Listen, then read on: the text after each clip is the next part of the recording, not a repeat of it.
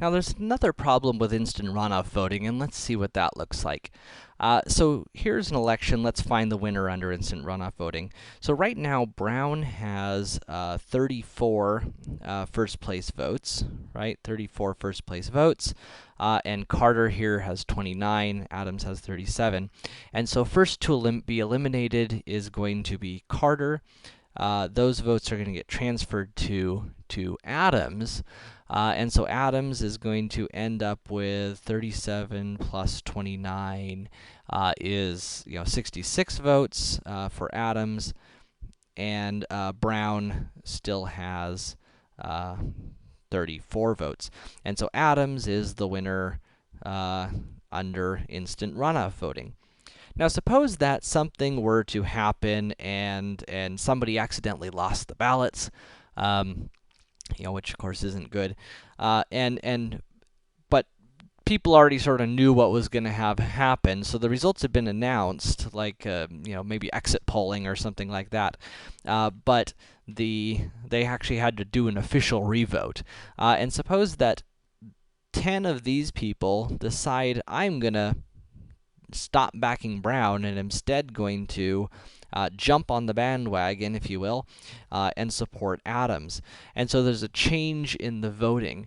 Now, your first thought would probably be, well, that should only help Adams, right? Because, I mean, Adams was winning before, and now more people are voting for Adams. That should help.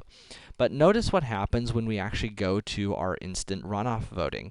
So here, Brown has 24 total now first choice votes versus Carter's 29. And so now the next candidate to be eliminated is going to, or the first candidate to be eliminated is going to be Brown. So we're going to eliminate Brown.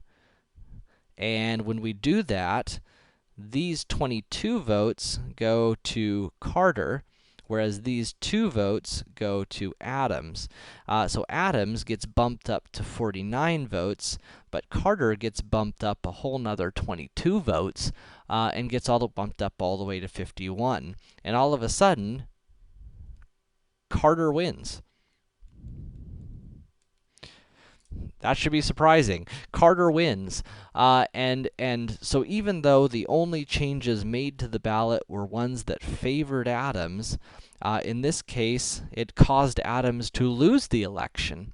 And so this is violating something called the monotonicity criterion. The monotonicity criterion says that if voters change their votes to increase the preference for a candidate, in this case, these 10 people increase the preference for Adams, that it should not harm that candidate's chance of winning. It doesn't seem fair that that should influence or change or decrease their chance of winning.